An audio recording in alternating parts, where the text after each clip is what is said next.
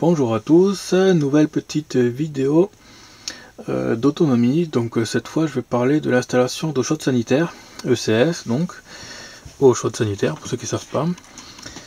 Donc on a la partie panneau solaire, ce que j'ai déjà montré dans d'autres vidéos, les vidéos précédentes. Donc on a 200 watts crête qui passe par un chargeur, par une batterie et par un onduleur pur sinus.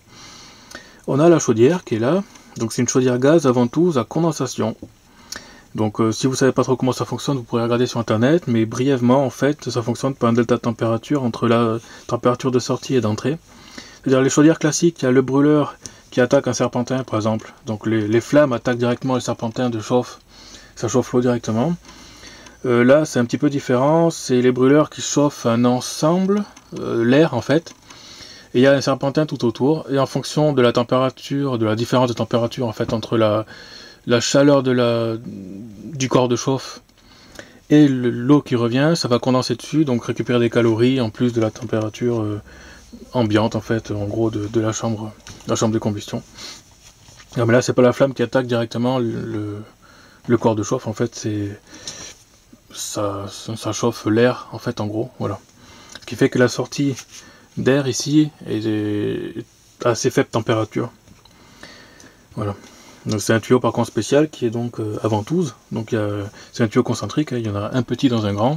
L'air est aspiré par le grand extérieur et rejeté par le petit à l'intérieur. Voilà.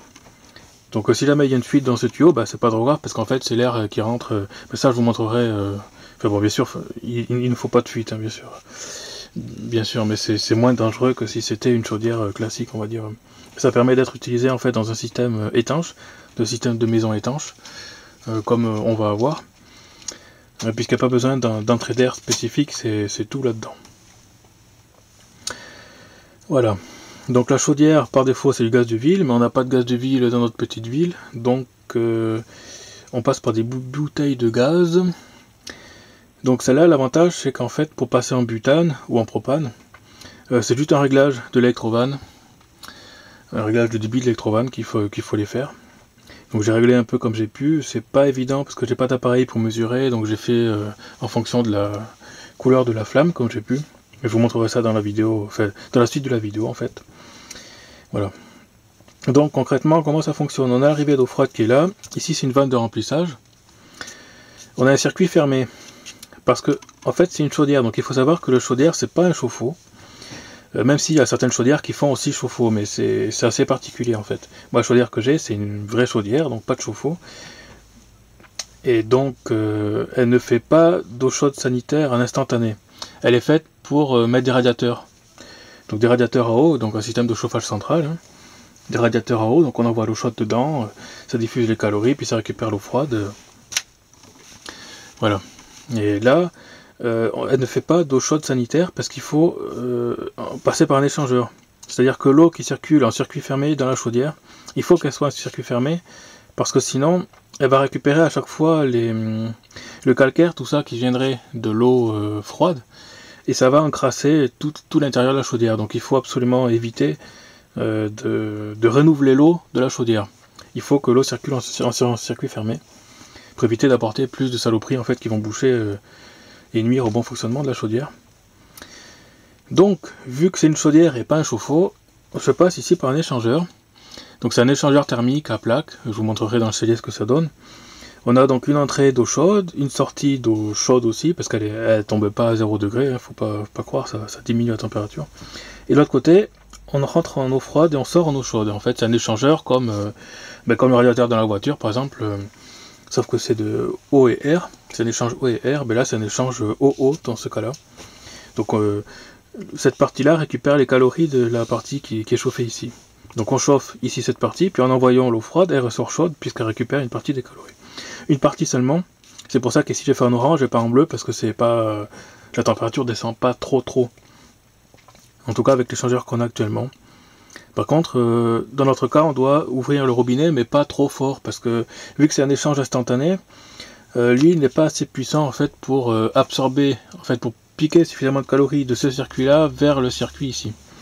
Donc je pense que je vais en rajouter d'autres en série, un voire peut-être deux, pour récupérer au maximum possible en fait la température et la transférer de l'autre côté, ce qui va réduire la température de retour dans la chaudière et ce qui permettra d'augmenter le rendement en fait, parce que ce chaudière de condensation, le rendement est augmenté à condition d'avoir ici un retour qui soit suffisamment frais. Si le retour est trop chaud, la condensation ne se fait pas, et donc on perd en fait toute la partie condensation, toute l'énergie supplémentaire disponible dans la condensation ne se fait pas puisqu'il n'y a pas de condensation vu que le retour ici est trop chaud. Donc il faut un bon échangeur ici, ce qui n'est pas pour le moment le cas. Ça fonctionne quand même, on a de l'eau chaude quand même, mais pas encore assez gros débit en fait. Donc en instantané, voilà. Si on ouvre le robinet un petit peu, ça va monter très chaud, jusqu'à ne plus pouvoir mettre la main dessous par exemple. Mais pas encore suffisamment comme je voudrais, donc je rajouterai des échangeurs.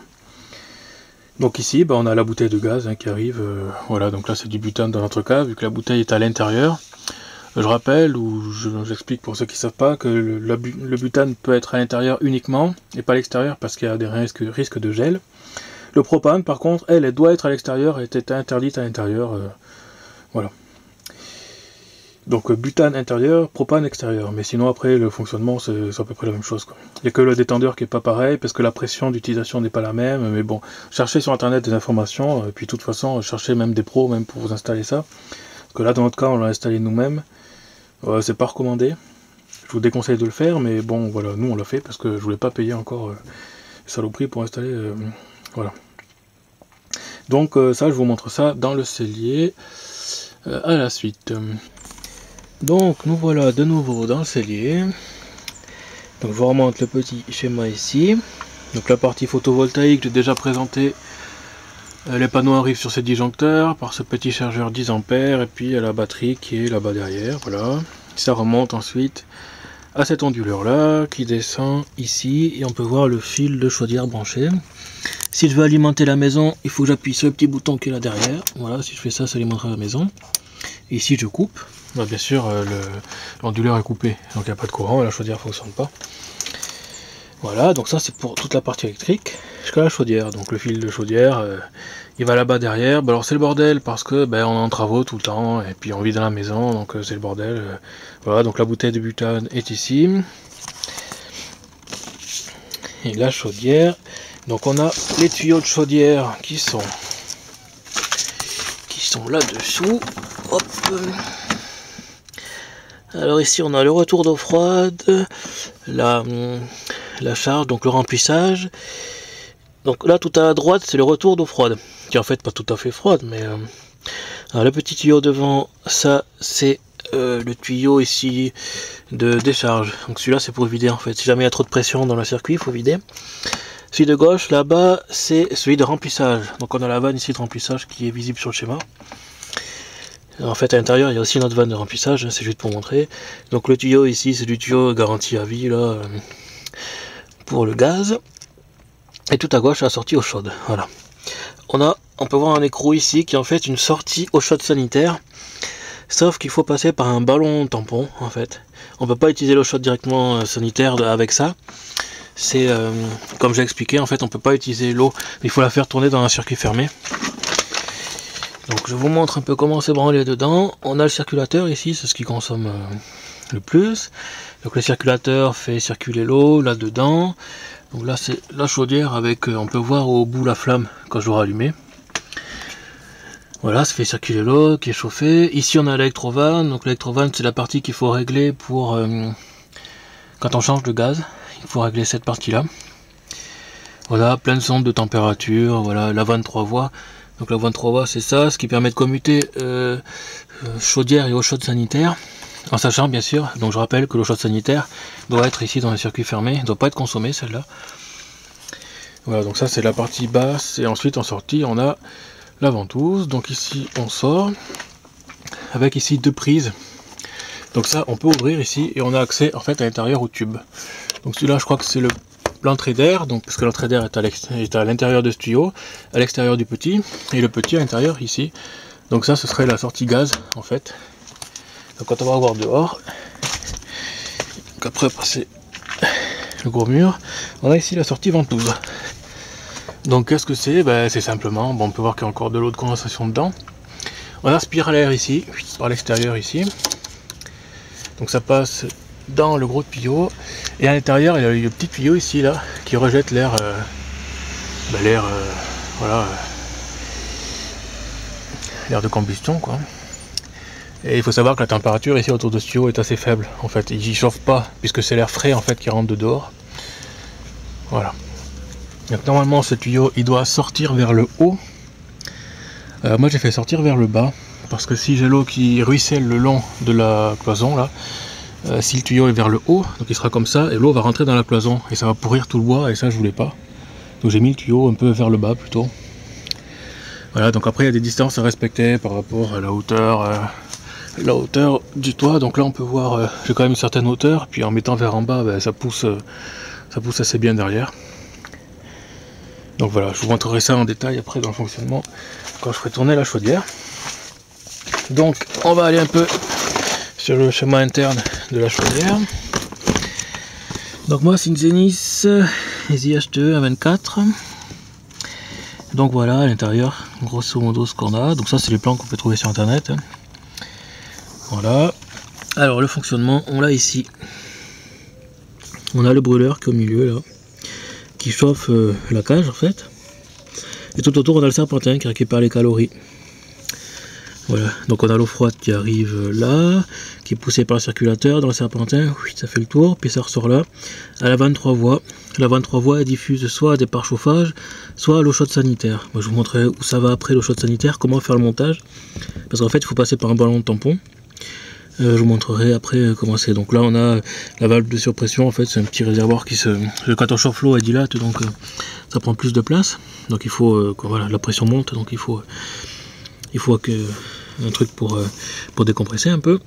Et puis l'évacuation qui sort. Il faut savoir que l'évacuation en fait est pas très chaude, hein, vu que le serpentin récupère les calories. Et puis on a la sortie avec le siphon, la sortie condensate, parce que le principe de la condensation, c'est que ça va faire de la condensation forcément. Donc il y a de l'eau qui va couler. Et c'est pour le moment, moi j'ai foutu une bassine en bas là-bas. Je sais pas si on voit bien. Voilà, la condensation tombe dedans tout simplement. Voilà, ça coule pas tellement parce que pour le moment le retour est assez chaud, donc ça condense pas trop. Donc voilà. Alors si on va voir les autres. Donc ça c'est quand on passe par un ballon tampon par exemple. C'est pas forcément pour cette chaudière là, mais on voit qu'il y a un serpentin. Ça chauffe un serpentin puis ça retourne à la chaudière. Et ensuite on a l'eau chaude et l'eau froide. Comme une installation solaire en fait. Il faut un serpentin pour avoir un circuit d'eau dans la chaudière qui soit tout le temps bien fermé en gros. C'est voilà. Donc ici on a le principe de fonctionnement d'une chaudière classique on va dire. Donc là c'est plutôt, ouais c'est pareil, c'est une chaudière, mais celle-là elle n'est pas à condensation. Celle-là donc c'est le brûleur en dessous qui chauffe directos la partie ailette ici là. Voilà, là c'est pas par condensation, c'est directos la température de la flamme qui chauffe. Le fonctionnement est un peu différent. Donc ça c'est une chaudière on va dire classique. Voilà. Donc il faut que je trouve la partie accumulus. Voilà, donc là on a des échangeurs par exemple. Ça c'est le réservoir avec un serpentin dedans. Ou on en a aussi avec de l'eau ici, mais ça c'est si on veut faire une réserve d'eau chaude par exemple.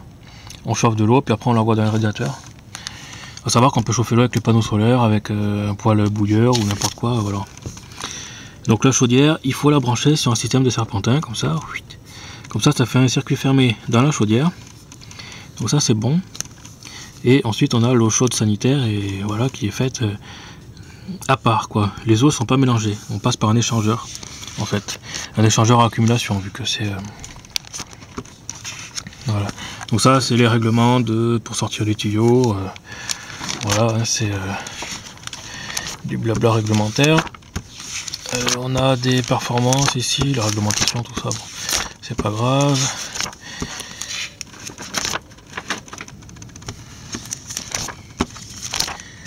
Donc voilà, ici on a les robinets. Bon, ici il manque la sortie ici. Ici on voit qu'il y a un trou, parce que normalement on a une sortie, voilà, ce serait plutôt celle-là. Donc c'est pas le bon nom, moi c'est une 1.24 FFHTE. Et ici on n'a pas la sortie eau chaude sanitaire, alors que normalement elle y est, quoi, elle est là-dedans. Voilà. Donc on continue, on a les codes d'erreur, on a pas mal de choses, le branchement pour des zones externes. Voilà, c'est une chaudière, donc une chaudière c'est pour du chauffage central normalement. Donc ici par exemple on a une installation qui est à la fois chaudière, on peut voir un petit dessin qui correspond à celle que j'ai, qui a donc un radiateur ici, pop, avec le rebouclage qui revient ici au circulateur, puis ça pulse comme ça, puis ça chauffe et ça revient là. Et ici on a l'eau chaude sanitaire, donc la sortie de la 23 voies, qui vient en annexe sur un serpentin ici. Et ensuite on a une entrée d'eau froide, une sortie d'eau chaude, sur ce cumulus là qui est en fait un échangeur. Comme les panneaux solaires, pareil, c'est la même chose en fait, ça fonctionne pareil. Ici on a le réglage de l'électrovanne, alors ça c'est une partie assez chiante en fait. Il faut un appareil pour mesurer le taux de CO2 dans la sortie, et ça je l'ai pas, donc j'ai fait par rapport à la couleur de la flamme. En plus de ça, le dessin ne correspond pas à celle que j'ai, donc ils disent de régler K, V, machin, mais ça c'est pas sur ma chaudière, donc j'ai dû télécharger la doc de l'électrovanne, donc j'ai dû déjà donc ouvrir la chaudière pour voir ce qu'il y avait dedans, télécharger la doc et puis régler avec la doc. Bon là c'était un peu plus simple, ça allait à peu près correctement. Donc voilà, ils expliquent ici où est-ce qu'il faut mesurer. Ça c'est la sortie au-dessus, ici on a les tuyaux concentriques. Donc on a la mesure de fumée ici, puis l'air comburant là. Donc ça c'est si vous voulez régler, donc on peut régler la température. Moi j'ai mis 60 degrés, ça fonctionne plutôt bien comme ça. Donc là c'est le schéma, donc voilà, Zenith 124FF HTE. Donc ça c'est un schéma un peu plus gros en fait de l'installation. Départ chauffage, départ ballon, le gaz. Entrée froide chaîne sanitaire, donc pour le remplissage, on a l'évacuation qui est en 12 ici, qu'on voit pas, mais il y a un petit tuyau. Retour chauffage, voilà, circulateur ici, donc on chauffe la chambre de combustion ici. Voilà, donc les plans électriques, c'est pas mal foutu quand même. Donc 1,24 fait 24 kW, voilà, 24,7 kW celle-là. Voilà. Donc ça c'était juste pour la partie réglage. Bien sûr, c'est normalement vous devez faire passer un technicien qui connaît bien tout ça. Hein. Moi j'ai dû apprendre par moi-même. Et c'est dangereux, le gaz c'est dangereux, donc je vous conseille toujours de passer par un pro pour ça. Moi je fais toujours l'exemple de ce qu'il ne faut pas faire, mais bon. Voilà. Je vous donne quand même quelques tuyaux si vraiment vous voulez absolument faire comme moi et éviter de payer encore un gus pour faire trois trucs. Hein. C'est pas. Voilà. Donc voilà, pensez aussi à respecter les distances, tout ça, pour avoir un bon tirage, parce qu'il faut que la combustion se fasse bien. Si la combustion se fait pas bien, ça fait du monoxyde de carbone, et ça c'est mortel, c'est inodore. Donc vous pouvez crever comme ça, sans vous en rendre compte, sans souffrir ni rien. Et voilà quoi. Donc c'est super dangereux. En plus le gaz, je suis jamais très rassuré, ça me plaît pas honnêtement.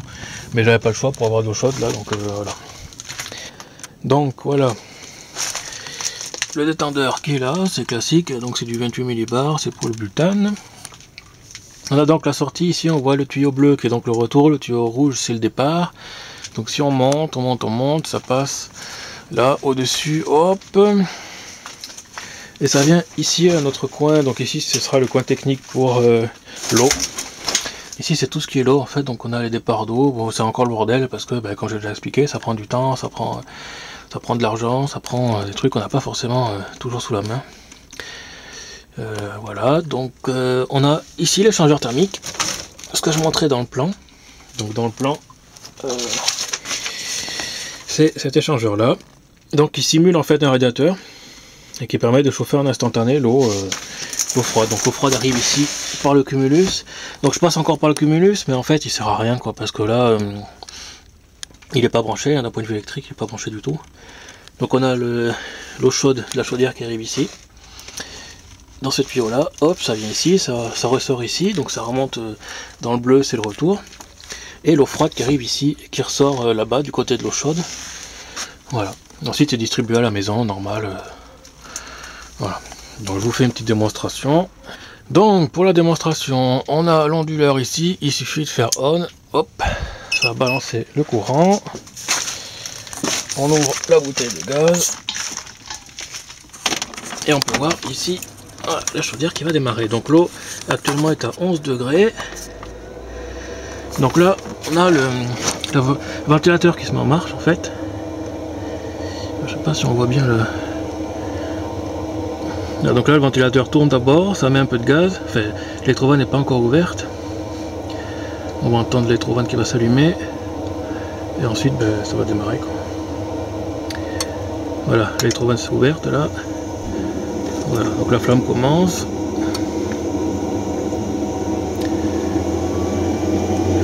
Bon, on le voit bleu à l'écran, mais c'est un peu violet quoi. Mais bon. Donc là ça monte en température ici. Voilà. J'ai réglé à 60 degrés. Je trouvais que c'était pas mal, c'est un bon compromis. Je veux pas que ce soit trop haut pour pas abîmer les tuyaux. Et ben faut pas que ce soit trop bas parce qu'avec un seul échangeur, l'échange se fait pas trop suffisamment, donc faut qu'on en rajoute d'autres. Donc là il va continuer à monter tranquillement en température. Et puis voilà. Voilà, donc on voit que la couleur de la flamme, donc c'est pas trop mal.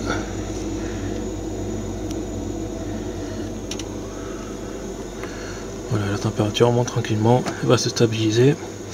Ensuite elle va se couper dès qu'elle a atteint la température qui va bien. Donc là pour le moment on n'utilise que la fonction chauffage central en fait, tout simplement. Voilà, ça fonctionne bien comme ça. Alors on voit le petit symbole de la flamme et ça devrait se couper. S'il pense que c'est bon, quand il veut. Donc voilà, j'ai réglé comme ça, j'ai fait plusieurs essais à plusieurs températures. Voilà, je voulais pas que ce soit trop haut pour les tuyaux. Et pas trop bas non plus. Donc j'ajouterai des échangeurs plus tard.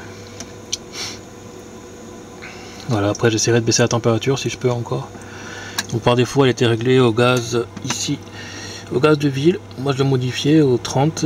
Au 30 c'est pas marqué, mais le 31 je crois que c'est propane et le 30 c'est le butane à 28 millibars. Voilà. Donc là il a coupé. On voit qu'il n'y a plus de flamme. Et puis voilà. Donc maintenant si on puise de l'eau chaude, ben, il va détecter, la température va baisser, et ça va rallumer la chaudière et puis il va stabiliser autour de 60 degrés à peu près. Voilà. Donc là ce qu'on attend c'est le circulateur, parce que le circulateur il tourne tout le temps celui-là. Alors il faut savoir que quand je l'ai reçu, je l'ai foutu dans un coin et je l'ai plus touché après.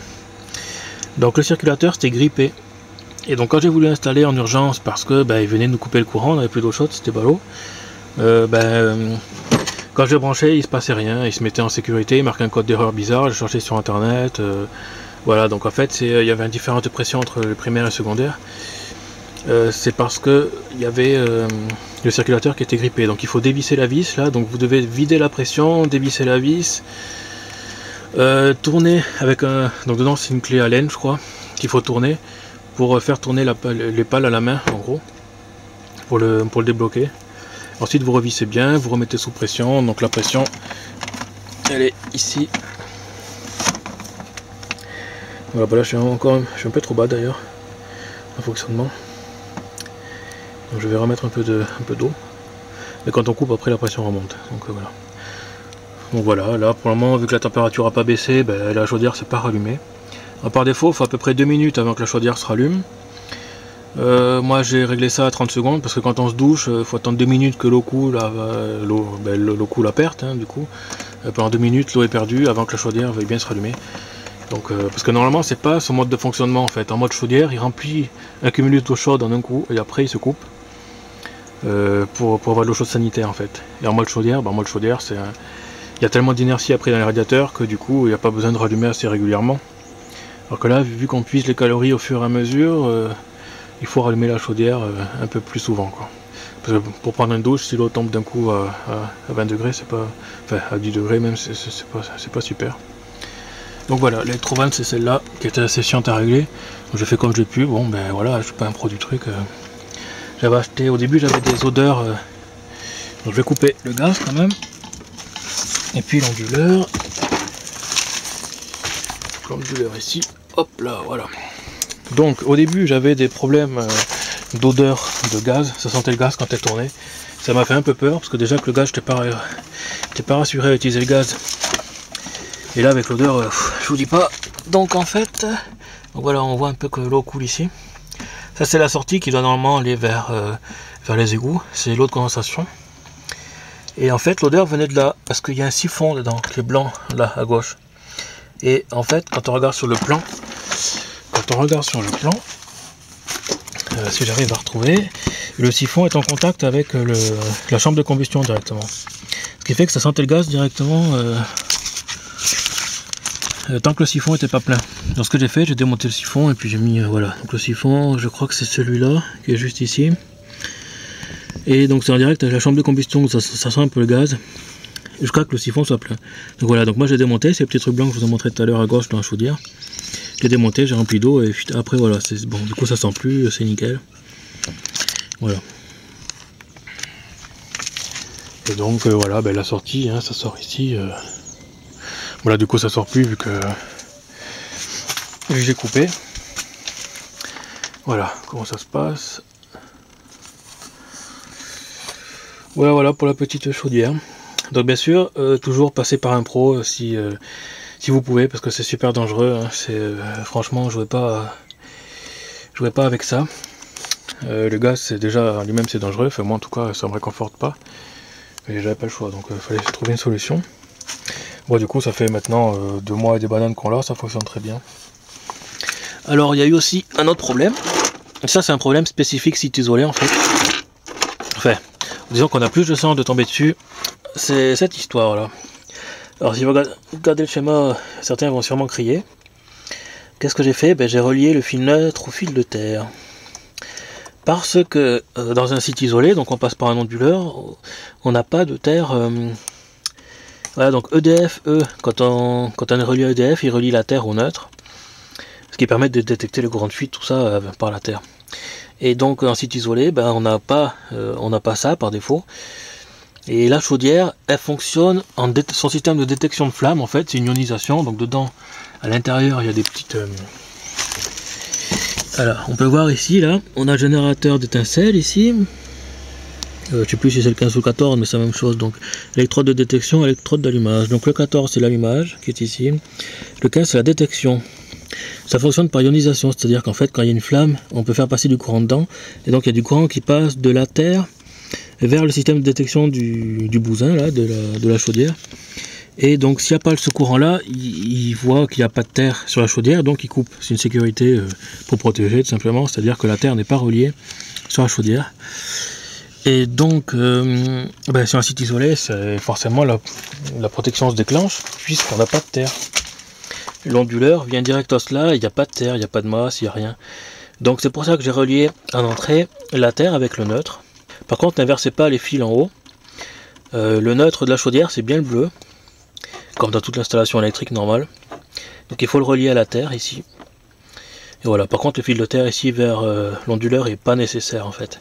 Ce qu'il faut c'est en fait shunter ici le neutre avec la terre pour son système de détection, voilà.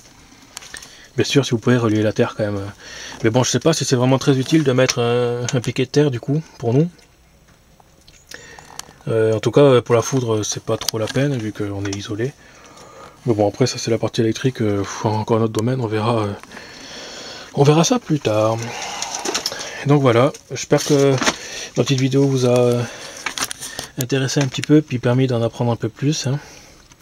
Alors c'est un domaine franchement que je connaissais pas. Donc je me suis lancé là-dedans, j'ai regardé un peu sur internet. Il n'y a pas trop d'infos parce que les gens n'aiment pas qu'on bidouille le gaz. Ah, faut être honnête, en plus c'est dangereux, donc voilà quoi. Alors là pour l'entrée de gaz, par défaut c'était un gros, c'était du 1,5 je crois.